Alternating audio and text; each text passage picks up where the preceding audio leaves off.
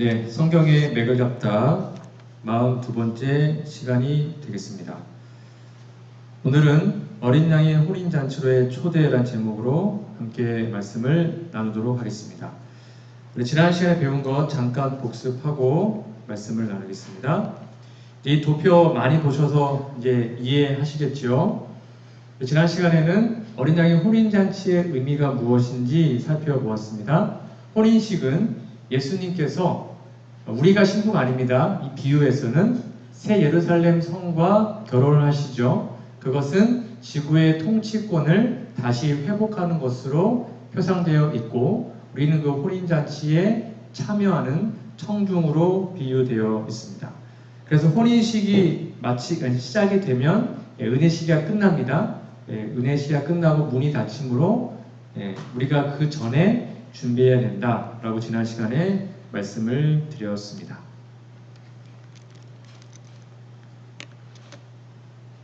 오늘 본문 말씀은 계시록 19장인데요. 여러분 성경을 직접 펴주시면 더 좋을 것 같습니다. 성경을 피셔서 함께 좀 줄도 치시고 하시면 좋을 것 같아요.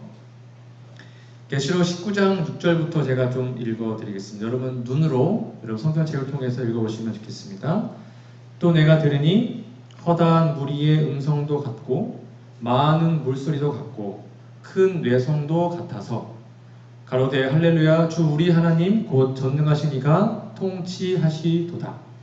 우리가 즐거워하고 크게 기뻐하여 그에게 영광을 돌리세.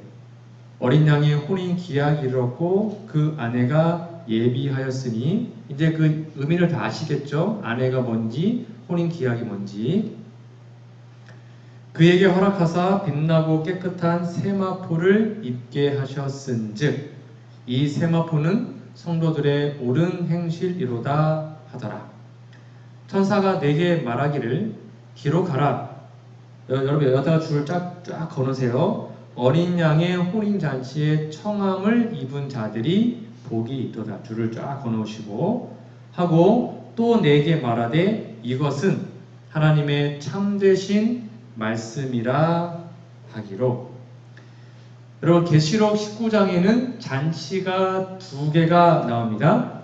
19장 지금 읽은 거입니다. 8절 9절에 보면 어린 양의 혼인 잔치가 나오죠. 이것은 구원받은 사람들이 하늘에 가는 것으로 나타낸 것이고요. 계시록에 또 19장에 또 잔치가 나오는데요. 19장 17절을 보실까요? 여러분 성경책 19장 17절에 보면 재림의 영광의 기운으로 이 땅에 악인들이 다 멸망당하죠. 그때 새들을 불러 모아서 새들이 시체를 뜯어먹는 새들의 잔치가 나옵니다. 그게 여러분 성경책 계시록 19장 17절에 기록이 되어 있습니다. 그러니까 이 땅에 사는 모든 사람은 둘 중에 하나의 잔치에 들어갑니다. 죽어서 새들의 잔치에 들어갈 건지 아니면 살아서 영생을 얻고 어린 양의 혼인잔치 들어갈 것인지는 지금 우리가 선택하는 것입니다. 우리가 그 믿음을 따라서 잘 준비하면 우리는 새들의 잔치가 아니라 어린 양의 혼인잔치에 들어갈 수가 있죠. 오늘 본문 말씀인 계시록 19장은 계시록 17장과 18장에 이은 연속적인 사건이고요. 그 다음에 계시록 20장까지 한 주제로 쭉 이어집니다. 여러분 19장 2절에 보시면 문맥으로 볼 때 2절에 큰 음녀가 나오죠. 음녀가 심판을 받는데 이 심판은 마지막 7재앙, 즉 조사심판이 끝나고 재림하기 전에 있었던 마지막 7재앙 아래 일어나는 사건이므로 지금 우리가 방금 읽었던 이 찬송시는 7재앙이 집행된 후 재림하기 직전의 모습으로 이해할 수 있습니다. 정리해드리면 앞에 이제 보시면 됩니다. 계시록 19장 1절로 7절을 잠깐 정리해드리면 1절에서 3절은 하늘에 큰 음성이 있었습니다. 그리고 바벨론, 즉 큰 음녀를 완전히 멸망시킨 벌하신 것에 대하여 하나님께 영광과 공의를 돌리는 노래가 울려 퍼집니다. 천상의 노래입니다. 그리고 4절에는요 생물과 장로가 24장로가 확인하는 응답이 나오고 그 다음에 5절에는 하나님의 보좌로부터 음성이 나옵니다. 그래서 앞에 노래가 진실되다 라는 것을 시인하고 그 다음에 연합하도록 온 우주의 충성스러운 종들을 불러 모읍니다. 그리고 6절, 7절은 우주의 통치에 대한, 즉 통치권을 회복한 것에 대한 하나님의 자격을 인정하는 온 우주의 연합이 표현되어 있습니다. 여러분 이제 다시 성경책을 보시면 7절 보실까요? 7절 끝에 7절 끝에 보면 통치하시도다. 6절입니다. 6절 끝에 보면 통치하시도다 라는 말이 있는데 이거를 직역하면 통치하기 시작했다는 의미로 우리는 이해할 수 있습니다. 그래서 이것은 이제 어린 양의 혼인 예식이 시작되고 재림하기 직전, 즉 만왕의 왕으로 오시기 직전에 아직 지성소를 떠나기 전을 지금 여기에 말하고 있습니다. 그리고 여러분 이제 다시 본문 보시면 9절 보실까요? 9절에 어린 양의 혼인 잔치가 기록이 되어 있죠. 이건 제가 여러 번 말씀드렸습니다. 헬라어로 데이프논이라는 단어가 여기에 유일하게 쓰였는데 이것은 저녁 식사, 최후의 만찬을 말하고 있습니다. 드디어 이 지구의 죄악된 역사가 다 끝나고 마지막 어린 양의 혼인 잔치가 지금 이때에 있을 것을 표현하고 있습니다. 그리고 예수님께서는 어린 양의 혼인 잔치에 참여할 당신의 백성을 구원하기 위해서 이 땅에 재림을 하시는 것이죠. 자, 그러면 어린 양의 혼인 잔치가 시작이 되어 이제 은혜 시기가 끝납니다. 그러면 그때로부터 예수님의 만왕의 왕으로서 통치가 시작이 됩니다. 이제 앞에 있는 PPT 보시면 되겠습니다. 이 순서를 잘 기억해 주세요. 그렇게 이제 지성소를 떠나시면 이 땅에 마지막 7 재앙이 내리게 됩니다. 그러니까 여러분 이제 우리 때 이걸 경험할 수도 있겠죠. 마지막 7재앙이 이 땅에 내리고 있으면 은혜 시기가 끝난 거구나. 이제 정말로 금방 진짜 순식간에 예수 모시겠구나. 그렇게 이해하시면 되겠습니다. 그런 다음에 심판의 공의와 예수님의 통치의 우주적 시인, 그런 합창이 온 우주에 울려 퍼지게 되어 그 후에 우리가 그렇게 기다리고 기다렸던 혼인잔치에 참석할 우리들을 데리러 예수님 이 땅에 재림을 하십니다. 7장이 내리면 재림은 정말 순식간에 아마 일어날 것입니다. 며칠 안 돼서 재림을 하실 겁니다. 그리고 우리들은 어린 양 혼인잔치에 참석을 하여 하늘에서 행복하게 살게 될 것입니다.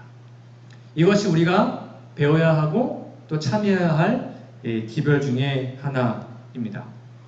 그러면 여러분 어린 양 혼인잔치에 누가 참석할 수 있을까요?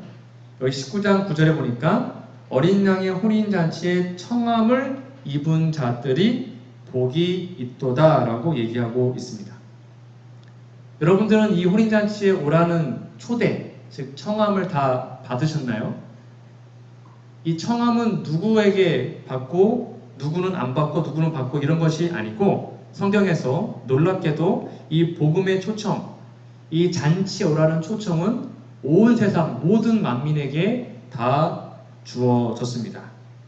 그러나 이 최후의 잔치인 피로연, 이 마지막 혼인잔치에 올 사람들은 오직 택함 받은 사람들만 참여하게 될 것입니다. 한마디로 이겁니다. 구원은 누구나 받을 수 있습니다. 그렇죠? 구원은 누구나 다 받을 수 있어요. 구원은. 그러나 구원은 아무나 못 받습니다. 누구에게나 다 기회가 있지만 그 잔치의 초청을 믿음으로 받아들이지 않으면 구원을 받을 수 없는 것입니다. 그럼 우리가 이곳에 들어갈 때 유일하게 보는 게 뭐라 그랬어요? 옷을 입었냐 안 입었냐라고 했습니다. 귀한 세마포를 입었냐 안 입었냐. 옷을 입었으면 하늘 가는 것입니다. 옷 안 입었으면 하늘 못 갑니다. 그것이 계시록 19장 8절에 기록되어 있죠. 그에게 허락하사 빛나고 깨끗한 세마포를 입게 하셨은즉, 그러니까 우리에게 이 귀한 옷을 입혀주신 겁니다. 이 세마포는 성도들의 옳은 행실이로다. 무슨 말입니까? 우리가 믿음으로 말미암아 의를 경험하고 정말 하나님께 주시는 그 칭의를 경험한 다음에 정말로 믿음으로 살게 되면 자연스럽게 우리의 삶에 아름다운 옳은 열매, 즉 선한 열매라 그러죠. 삶의 열매가 맺혀지게 되겠죠. 그러한 것이 우리가 입었던 세마포로 표현되어 있습니다. 저와 여러분들은 이 옷을 지금 잘 입고 있는지 모르겠습니다. 이 옷을 지금 입고 있지 않으면 우리는 하늘에 갈 수 없습니다. 그래서 이 옷을 매일 점검하셔야 됩니다. 나는 지금 벌거벗고 있는지 아니면 이 옷을 입고 있는지 매일 점검하는 것이 정말로 중요합니다. 누가복음 19장에 보면 한 비유가 기록이 되어 있습니다. 귀인과 문화의 비유인데요. 19장 12절에 보면 가라사대 어떤 귀인이 왕위를 받아 가지고 오려고 먼 나라로 갈 때에 그 종 열을 불러 은열 문화를 주며 이르되 내가 돌아오기까지 장사하라 하니라. 이게 이제 달란트의 비유랑 비슷하지만 좀 다릅니다. 여기 은열 문화를 좀 제가 찾아봤더니요. 한 문화가 한 달란트의 60분의 1이라고 합니다. 쉽게 말하면 한 문화는 100명의 하루 임금, 하루 싹시라고 합니다. 100명의 하루 임금이 한 문화입니다. 그러니까 이 열 문화는 달란트의 비유랑 비교했을 때는 정말로 작은 것을 맡기는 것을 표현하고 있습니다. 은열 문화를 줬습니다. 그리고 뭐라 합니까? 내가 돌아오기까지 장사하라고 합니다. 그러니까 이거는 돌아오는 시간을 모르니 매일 매순간 최선을 다하여 장사하라는 의미로 우리는 이해할 수 있습니다. 그런데 이렇게 명령을 하고 갔어요. 근데 종들이 어떻게 했습니까? 그런데 그 백성이 저를 미워하여 사자를 뒤로 보내어 가로되 우리는 이 사람이 우리의 왕됨을 원치 아니하노이다 하였더라. 그런데 결국 그 귀인이 왕위를 받아가지고 돌아옵니다. 그리고 은을 준 종들의 각각 어떻게 장사한 것을 알고자 하여 저희를 부르게 됩니다. 여기에서 귀인은 누구를 의미할까요? 귀인 누굴까요? 당연히 예수님이겠죠. 여기에 귀인은 예수님을 상징합니다. 왕위를 받아가지고 돌아오신 것을 의미합니다. 즉 하늘로 승천하신 예수님께서 지성소와 성소 공사를 다 마치신 후에 궁극적으로 왕위를 가지고 다시 돌아옵니다. 이게 뭐예요? 지구의 통치권을 회복하시고 이 땅에 재림하시는 것을 여기에 표상하고 있습니다. 그래서 그 종열, 문화를 받은 10명의 종들은 바로 이 땅에서 하나님의 복음 사업을 위탁받은 제자들, 그리고 저와 여러분들을 상징하고 있습니다. 결국 귀인은 왕위를 받아가지고 이 땅으로 다시 돌아옵니다. 그것을 예수님의 재림이라고 합니다. 제가 예수님의 재림을 묘사한 화인여사의 글을 좀 읽어드릴 텐데 그걸 좀 상상하시면서 그 재림의 날을 좀 생각해 보시면 좋겠습니다. 조금 후에 인자가 앉아있는 거대한 흰 구름이 나타났다. 그 구름이 처음 멀리 나타났을 때에는 매우 적게 보였다. 천사는 그것이 인자의 징조라고 말했다. 구름이 땅에 점점 가까이 이르자 우리는 거기서 세상을 정복하러 오시는 예수의 찬란한 영광과 위엄을 볼 수 있었다. 머리에 찬란한 면류관을 쓴 거룩한 천사들이 그를 시종하고 있었다. 그때 그 장관은 필설로 다 묘사할 수 없는 것이었다. 좀 상상을 좀 해보세요. 그 장엄한 구름과 가려워진 것 없는 영광으로 더욱 가까이 이르렀을 때 우리는 분명히 예수의 사랑스러운 모습을 보았다. 그의 거룩한 이마에는 가시 면류관 대신 영광의 면류관이 쓰여 있었다. 그의 의복과 다리에는 만왕의 왕, 만주의 주란 이름이 쓰여 있었다. 얼굴은 한낮의 햇빛과 같고 그 눈은 불꽃 같으며 그 발은 연단한 주석과 같았다. 그의 음성은 많은 악기 소리 같았다. 땅은 그의 앞에서 흔들리고 하늘은 종이축이 말리는 것 같이 사라졌으며 모든 산과 섬은 제자리에서 옮겨졌다.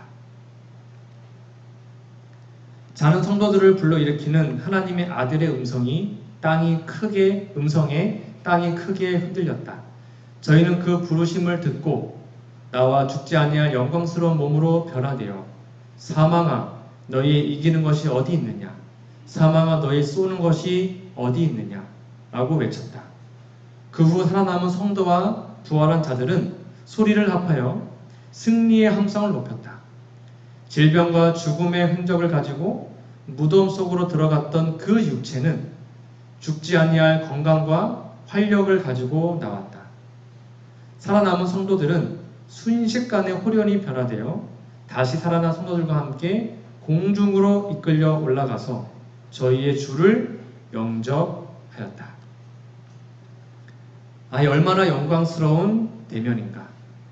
죽음 때문에 이별하였던 친구들이 서로 만나고 다시는 헤어지지 않는다. 그 구름 수레의 좌우편에는 날개들이 있고 그 밑에는 산 바퀴가 있었다. 수레가 위로 굴러 올라갈 때 그 바퀴들은 거룩하다라고 외쳤으며 그 날개들도 움직이면서 거룩하다고 소리 질렀다. 그리고 그 구름 주위에 있던 거룩한 천사들도 거룩하다 거룩하다 거룩하다 주 하나님 곧 전능하신 이여라고 외쳤다. 그 구름 속에 있는 성도들은 영광 할렐루야라고 소리쳤다. 이와 같이 그 수레는 굴러 올라가 거룩한 성에 다다랐다. 하늘에 가서입니다. 그 다음에 나는 예수께서 그 구속받은 무리를 데리고 성문으로 가시는 것을 보았다. 그는 그 문을 여시고 진리를 지켜온 그 백성에게 들어오라고 하셨다. 그 성 안의 모든 것은 눈에 새롭고 즐거운 것뿐이었다. 저희는 어디에서나 찬란한 영광을 보았다. 그러고 나서 예수께서는 자신이 구원하신 성도들을 바라보셨다. 저희 얼굴에서 광채가 났다. 그는 그 사랑이 넘치는 눈으로 저들을 주목하시면서 음악적인 음성으로 나는 내 영혼에 수고한 것을 보고 만족한다. 이 화려한 영광은 너희가 영원히 누릴 것이다. 너희의 슬픔은 지나갔다. 다시 사망이 없고 애통하는 것이나 곡하는 것이나 아픈 것이 다시 있지 아니하리라고 말씀하셨다. 그 후에 나는 예수께서 그 백성을 인도하여 생명나무로 걸어가시는 것을 보았다. 다시 우리는 일찍이 사람의 귀로 들어본 어떤 음악보다도 더 아름다운 목소리로 이 나무 잎사귀들은 만국을 소송하게 한다. 너희는 다 이것을 먹으라고 하시는 말씀을 들었다. 그 생명나무에는 참으로 아름다운 과실이 맺혀 있어 성도들이 마음대로 따먹을 수 있었다. 인간의 언어는 하늘을 설명하려고 시도하기에는 너무 부족하다. 그 광경이 내 앞에 펼쳐졌을 때 나는 놀라서 정신을 잃었다. 나는 그 찬란한 아름다움과 뛰어난 영광에 넋이 나가 붓을 던지고 이 얼마나 크신 사랑인가, 이 얼마나 놀라운 사랑인가 하고 외쳤다. 아무리 고상한 언어를 사용할지라도 하늘의 영광이나 비할 데 없는 깊은 구주의 사랑을 설명할 수 없다. 화인 여사가 이제 제대 때부터 하늘에 가는 장면을 보고 쓴 내용입니다. 좀 가슴이 벅차오르시나요? 저는 하늘에 대한 묘사를 볼 때마다 정말 빨리 가고 싶다는 생각을 자주 하곤 합니다. 여러분 상상을 해보시면서 이 말씀을 같이 읽어볼까요? 여러분 너무나 잘 아시는 말씀이죠? 함께 읽어보겠습니다. 시작. 내가 들으니 보좌에서 큰 음성이 나서 가로되 보라 하나님의 장막이 사람들과 함께 있음에 하나님이 저희와 함께 거하시리니 저희는 하나님의 백성이 되고 하나님은 친히 저희와 함께 계셔서 모든 눈물을 그 눈에서 씻기심에 다시 사망이 없고 애통하는 것이나 곡하는 것이나 아픈 것이 다시 있지 아니하리니 처음 것들이 다 지나갔음이러라. 아멘. 우리는 재림 신자들이지 않습니까? 만약에 우리들이 정말로 하늘을 사모한다면, 우리가 진심으로 하늘나라에 가고 싶다면 우리는 세상에 그 어떠한 미련과 관심도 없을 것입니다. 화인 여사가 그렇게 하늘을 본 다음에 이러한 기록을 했습니다. 저는 100% 공감했습니다. 뭐라 썼냐면, 만일 우리가 하늘 도성의 한 편민만이라도, 그러니까 조금이라도 우리가 하늘나라를 보게 된다면 우리는 이 세상에 다시 거하고자 결코 원하지 않을 것이다. 아직도 우리가 세상에 미련이 있고 아직도 세상에 관심이 많은 이유는 우리가 믿음의 눈으로 하늘을 보지 않기 때문입니다. 우리가 진심으로 하늘을 사모하고 진심으로 하늘을 바라봤다면, 그 조금이라도 봤다면 세상에 전혀 관심이 없는 사람이 될 것입니다. 진정한 재림 신자로서 이러한 마음으로 하늘을 사모하고 있는지요? 그렇지 않다면 우리의 믿음은 잘못된 믿음일 것입니다. 믿음의 눈으로 하늘을 바라보면 세상에 관심이 없어지게 됩니다. 하나님 우리에게 이렇게 말씀하십니다. 예비하고 있으라. 허리에 띠를 띠고 등불을 켜고 서 있으라. 너희는 마치 그 주인이 혼인집에서 돌아와 문을 두드리면 어떻게 열어주래요? 곧 금방 열어주려고 기다리는 사람과 같이 되라. 주인이 와서 깨어있는 것을 보면 그 종들은 복이 있으리로다. 성경에서 복이 있다는 말은 구원을 받았다는 말과 같은 말로 이해하시면 되겠습니다. 깨어있으라 우리에게 말하고 계십니다. 이어서 볼까요? 내가 진실로 너희에게 이르노니 주인이 띠를 띠고 그 종들을 자리에 앉히고 나와서 수종하리라. 주인이 혹 2경이나 혹 3경에 이르러서도 종들의 이같이 하는 것을 보면 그 종들은 복이 있으리로다. 너희도 아는 바니 집주인이 만일 도적이 어느 때에 이를 줄 알았다면 그 집을 뚫지 못하게 하였으리라. 이러므로 너희도 예비하고 있으라. 생각지 않은 때에 인자가 오리라.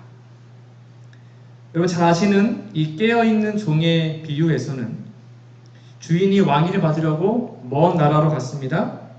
그리고 그 동안에 어떻게 준비해야 되는지 준비하는 종들의 태도에 대해서 표현하고 있습니다.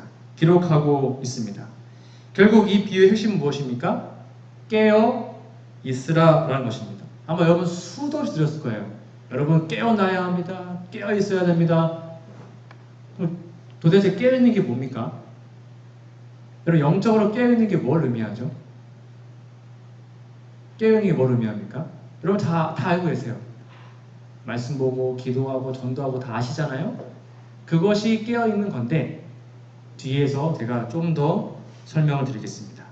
자, 그러면 여기 예수님이요 왜 이렇게 재림을 지체하고 계실까요? 그 이유가 무엇입니까? 오늘 당장 예수님 올 수 있는데 왜 이렇게 지체하고 계실까요? 여러분 잘 아시죠? 재림 지체되는 이유는 베드로서 3장 8절에 이렇게 기록되어 있습니다.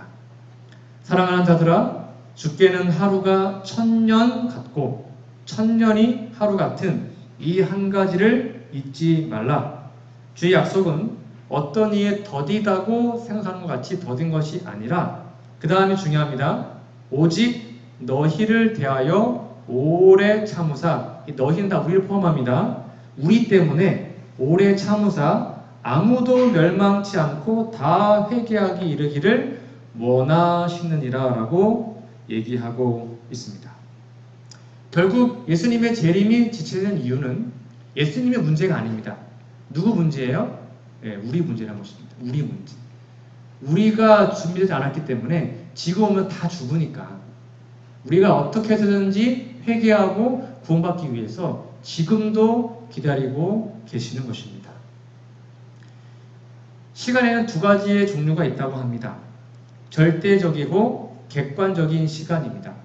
예를 들면 하루는 24시간, 1시간은 60분. 이거는 객관적인 시간입니다. 그리고 상대적이고 주관적인 시간이 있다고 합니다. 즉 우리가 생각하는 하루와 하나님께서 보시는 하루는 좀 다를 수 있습니다. 우리가 느끼는 하루가 하나님께서는요 1000년처럼 느껴질 때도 있고요, 우리의 1000년이 하나님께는 하루처럼 느껴질 수도 있는 것입니다. 그러면 성경은 말하기를 어떤 이에 더디다고 말한 것처럼 더딘 것이 아니라고 단호하게 말하고 있습니다. 무엇이 문제라고요? 하나님께서는 시간이 아니라 사람에게 관심을 갖고 계시기 때문입니다. 여러분 이 개념을 정확하게 이해하고 계셔야 합니다. 예수님은 시간에 관심이 없어요. 예수님은 사람에 관심이 있습니다. 근데 우리는 반대예요. 우리는 예수님이 언제 올지, 몇 년 뒤에 올지, 그저 시기적인 거에 관심이 많잖아요. 그래서 막 시기를 정하고 날짜를 정하고 하지 않습니까? 근데 하나님의 관심은 그것이 아닙니다. 얼마나 더 많은 사람들에게 복음을 전하고 얼마나 더 많은 사람이 구원받을까에 더 관심이 많다는 것입니다. 그래서 우리에게 이렇게 말씀하시는 겁니다. 오직 너희를 대하여 오래 참으사 아무도 멸망치 않고 다 회개하기에 원하시는 것입니다. 만약 하나님께서 우리처럼 시간에 관심을 가지고 계셨다면 아마 세상 역사는 진작에 끝났을 것입니다. 그냥 시기 딱 정해놓고 그때 되든 안 되든 예수님 오시면 끝나는 거였어요.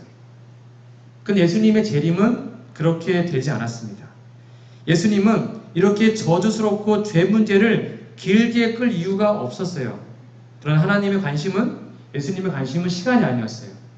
사람이었습니다. 단 한 명이라도 더 구원할 수 있으면 조금이라도 더 지체하는 것이 하나님의 사랑인 것이죠. 한 영혼이라도 더 구원할 수만 있다면 1000년을 그냥 하루같이 기다리는 것이 하나님의 마음인 것입니다. 우리가 예수님의 재림을 몇 년 남았는지 세는 동안 예수님께서는 구원받아야 할 사람이 몇 명 남았는지를 지금도 세고 계십니다. 그래서 우리도 시간이 아니라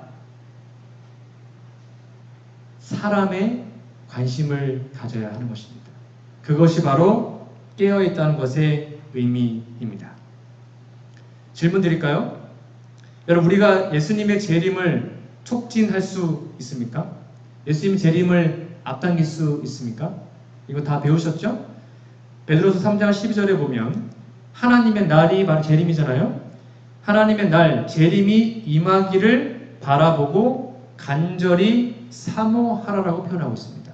여기 간절히 사모하라는 말에 헬라어 원어의 직역을 하면 이런 뜻을 가지고 있습니다. 재촉하라는 것입니다. 빨리 오도록 재촉하라는 것입니다.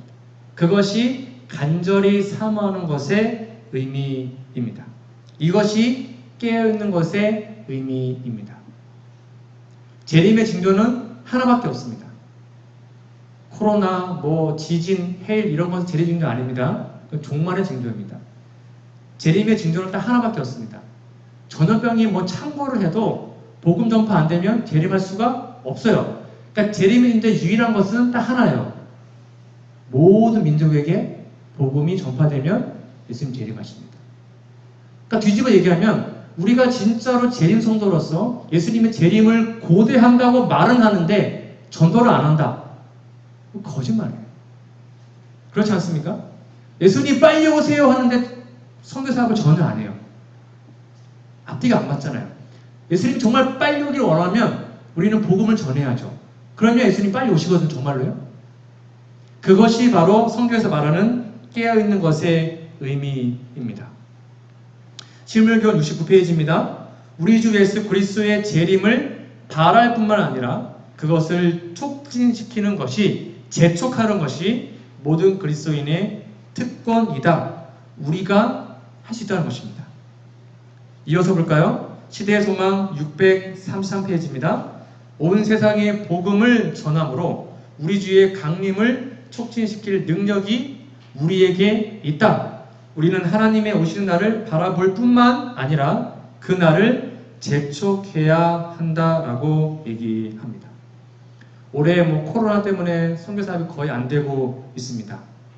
이제는 지난주에 목사님께서 말씀하신 것처럼 새로운 시대가 되었기 때문에 여러분 이제 전도 방법이 바뀌어야 됩니다.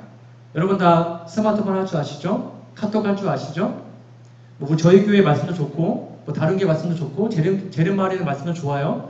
그런 말씀들 유튜브에 있는 것들 여러분 SNS로 여러분 지인들에게 카톡으로 문자를 보내는 것도 아주 좋은 전도 방법입니다.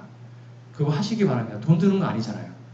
그렇게 하나님의 복음을 전하고 재림을 촉진시키는 것이 오늘날 우리가 해야 하는 사명이라고 다시 한번 하나님이 말씀하고 있습니다. 그리고 로마서 13장에 우리에게 이렇게 경고하고 권면하십니다. 또한 너희가 이 시기를 알거니와 자다가 깰 때가 벌써 되었으니 이는 이제 우리의 구원이 처음 믿을 때보다 가까웠음이니라. 밤이 깊고 낮이 가까웠으니 그러므로 우리가 어둠의 일을 벗고 빛의 갑옷을 입자.